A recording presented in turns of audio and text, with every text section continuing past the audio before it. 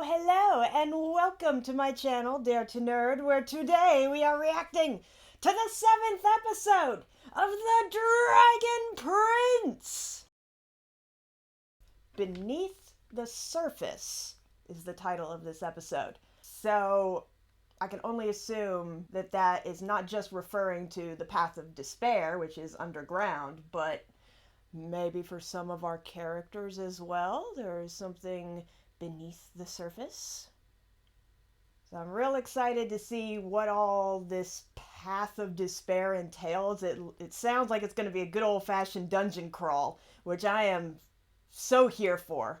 Bring on the monsters, bring on the traps, bring on the mazes, let's go!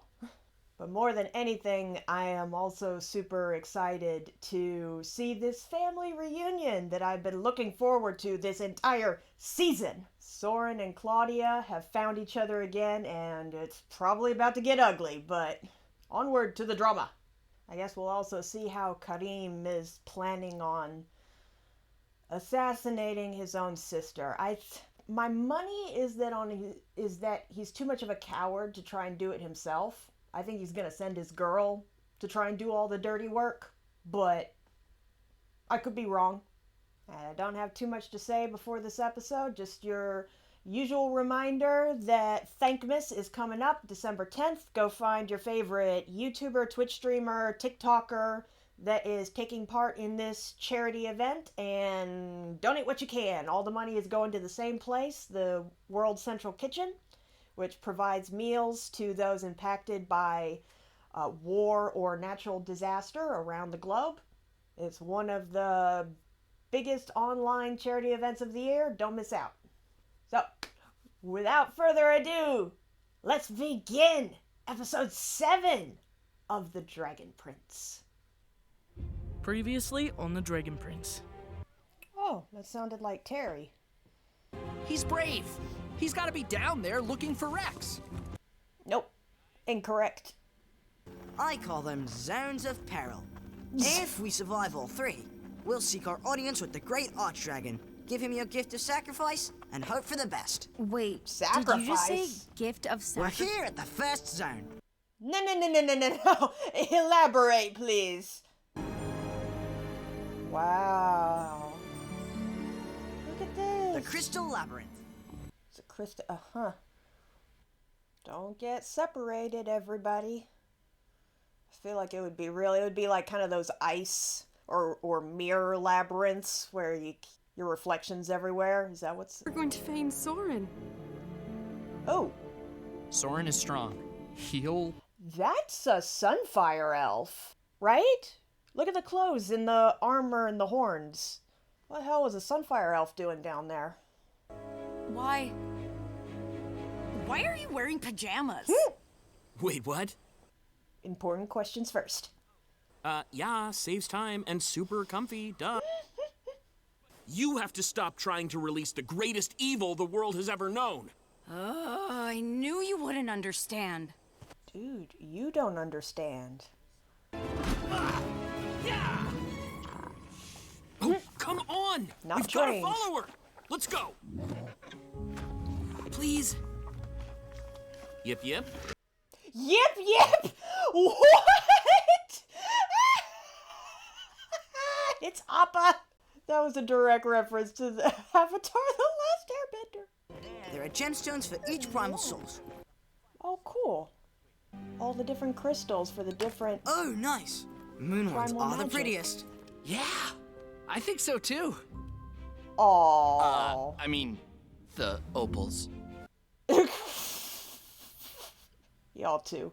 Oh, Stella's like, yes, this one's mine. What? What? Look at Bates! He's like, what did I just see? Have we seen Stella do that before? I don't think we have. She can open portals? Does she have like a little pocket dimension where she keeps things? I feel like that's gonna come in later in the story, her ability to open portals in space-time. The fuck? Poor Bait is like... We're going to let music light the way. Musica? Do you sing to the crystals? Do they resonate? That'd be cool. Claudia hasn't come back yet, and it's getting quite late. She does not have a curfew, Terry. No, of course not.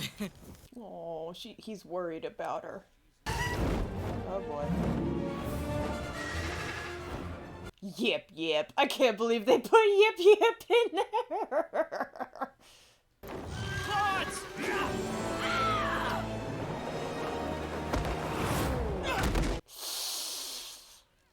Ah, God. Oh, shit.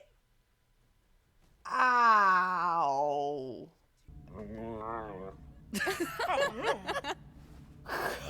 Fucking Paige!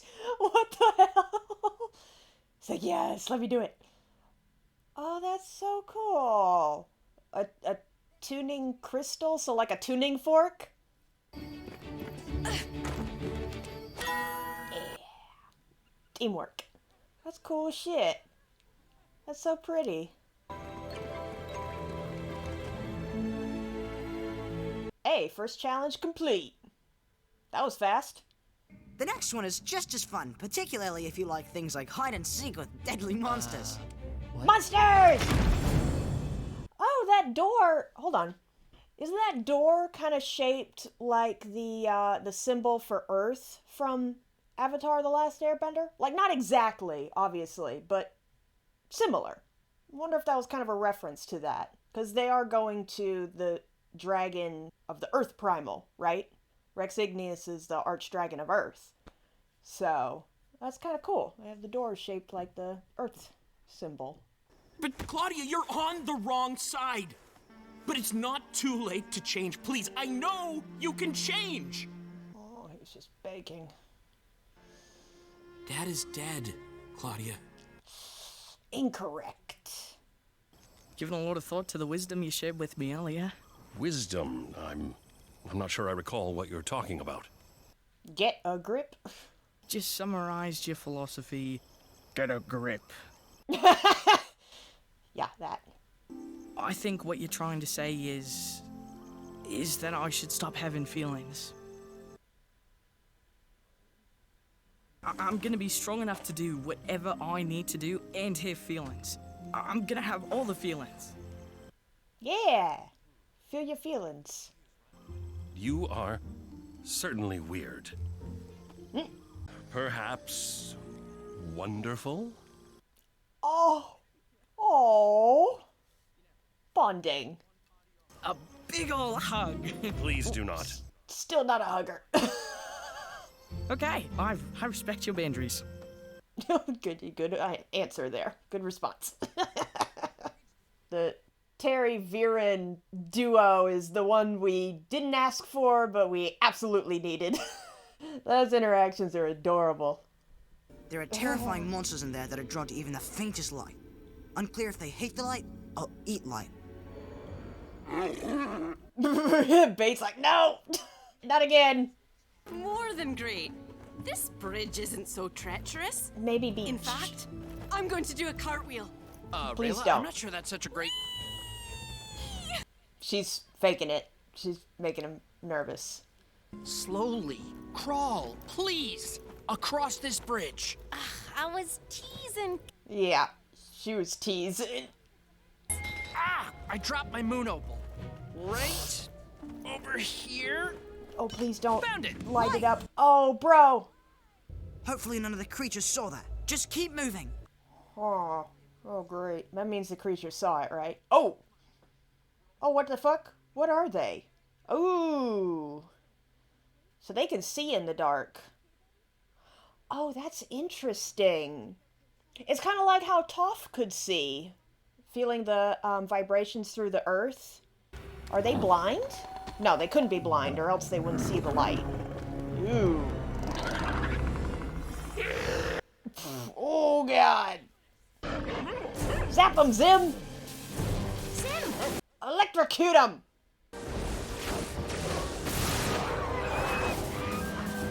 Oh, they just jump after him? They just leap to their death. Okay. Come on, buddy. Nothing. I can't see anything. Is it just because it's dark down there?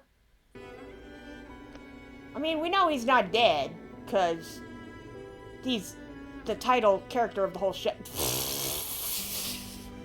Fucking. Like, what are we sad about, guys? I know about Arvados. Harvard. Ravrados. Amber knows. Oh, are you sure? Are they real friends? Or are they just taking advantage of you?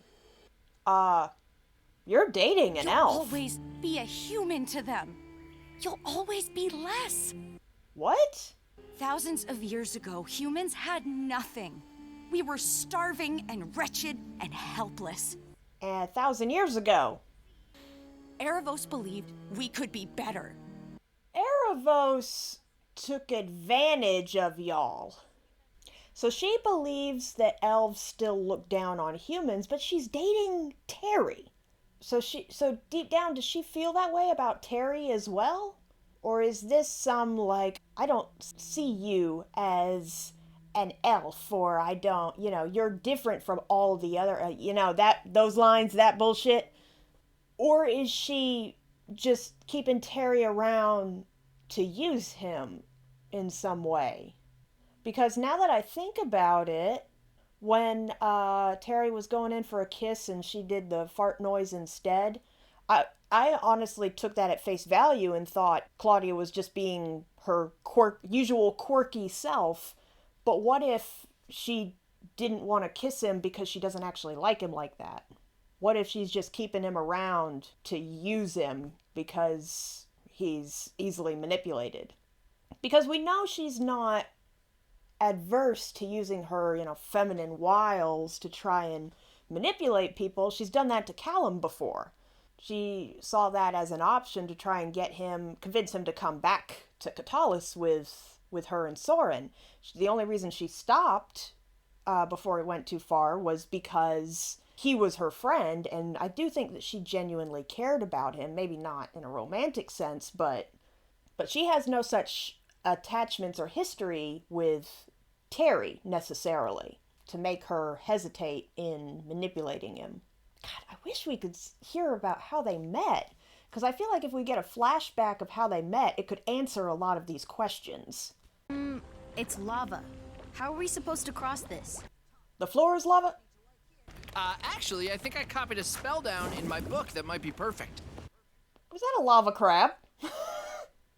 Oh, the poor animals. Oh. Now I'm cold. You look at him, it's like, I just can't make you happy. Rayla, I think I need to talk. Of course. Thank God. Of course. I like talking. I like talking. She is so ready to have a talk with him. I need you to kill me. What? Huh? I need you to kill me. I mean, not now. I was about to say, right now? What you mean? I'm afraid that he'll use me to do awful things. Okay, he's worried about being possessed and used to kill other people. I mean, but that doesn't stop Erebos, though. That just makes you dead. Ow! Why are you hogging my nose? Because you being stupid. Think of a better response to your stupid request. Exactly. No one can control you or make your choices for you. Well, it's easy to say until you're literally trapped in your own body.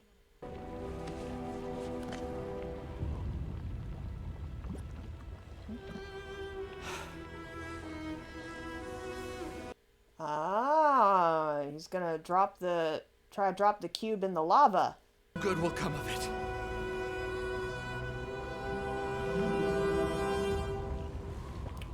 Oh, he can't do it. Interesting. Is that a sign of Callum's deep down wanting that power? Or I would say wanting that knowledge is more Callum's line of morality is there's still mystery surrounding this cube and he just can't quite let that go. That reminded me a lot of Lord of the Rings. Everyone that ever held the ring in Mount Doom over the lava just couldn't let it go because of the hold that that object had over them, that power, using that and amplifying that little bit of darkness that's inside of the person. That was interesting to see Callum have that struggle, you know. And once again, I don't think it's like power for power's sake that Callum is holding on to. It's that need for knowledge, it seems like. Kind of like how Zubeia was saying, Erebos manipulated those who had a thirst or a drive for knowledge on dark magic. Wonder if we'll get to explore more of that in Callum and see what that struggle's all about. Yeah, my village is smack dab in the middle of the uncharted forest. So you're one of those Drake riders? Back then, when I was just a little one, the other elves saw me as a doe. But I always knew that I was a buck. Oh, is this his coming out? I chose the name Terrestrius. Oh, that's right. Live your truth. I've noticed that in other elven societies, and even in the human societies, there's not a lot of hate or pushback against any kind of LGBT plus individuals. You know, we even had a non-binary character among the Sunfire Elves in previous seasons, so I kind of assume that transgender is not too much of a big deal. But it seems like among the Earthblood Elves, at least these specific Earthblood Elves, that maybe gender is a less fluid thing to them, and they might be more adherent to the strict kind of binary gender rules. The fact that Terry just said, you know, everyone saw me as a doe or told him that he was a doe, and his need to really strongly say, no, I always knew I am a buck, that kind of tells me that these Earthblood Elves are not so accepting of LGBT individuals. Well, good for him. That's tough. I'm wondering if that's why he left the Earthblood Elves and he left his home. That takes a lot of bravery to do that. Good for him. Good for him. Live your truth. It's a strong name. Wow. That's one of the most honestly decent things that Viren's ever said. Why didn't you try to escape? She was waiting for people to show up. Oh, God. Yeah, can you imagine that jumping out in front of you? Whoop. She knew they would find her. Oh, I didn't know you could control plants.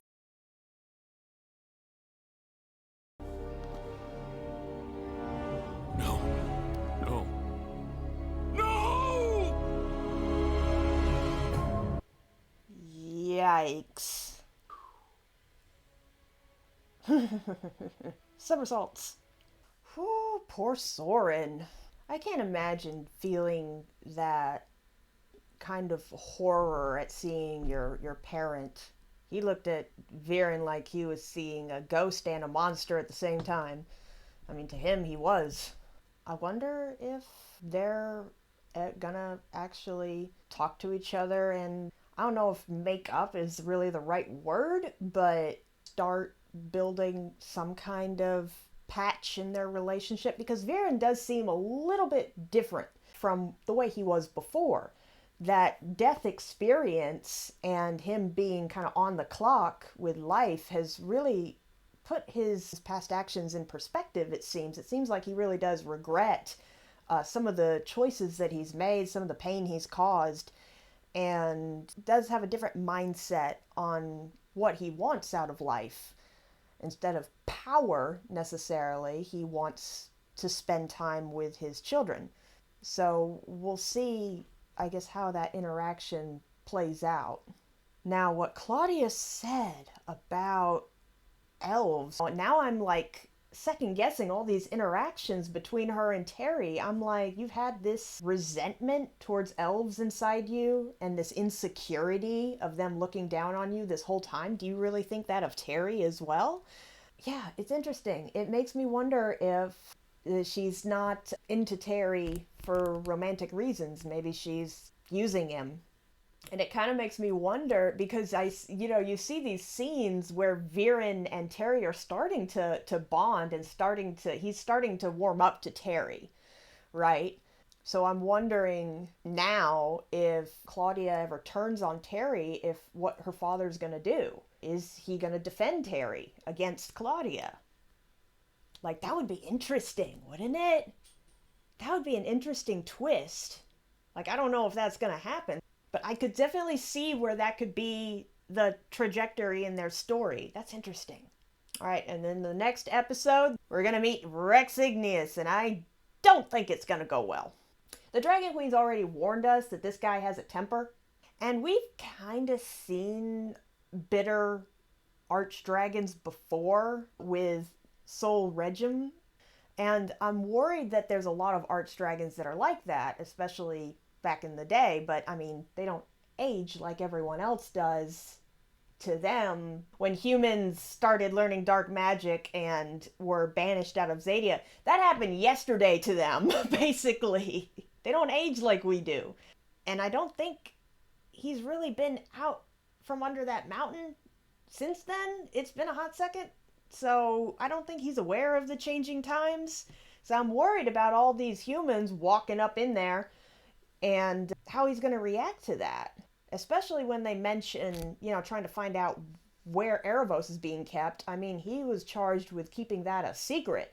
So I'm worried that if they ask straight up, like, hey, we need to find where Erebos is, he's not going to see that as them trying to protect the world. He's probably going to see that as them trying to release Erebos to gain power and be manipulated as so many have before them.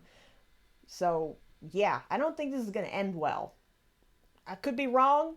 They definitely have a history of bringing peace, or at the very least getting around those who would stand in their way anyway, like Sol Regem. We'll see. All right, that's going to do it for this episode. Thank you so much for watching. If you enjoyed it, please leave a like and a comment down below. I would love to hear your thoughts on this episode and this series in general. And I will see you for the next video. Okay, bye!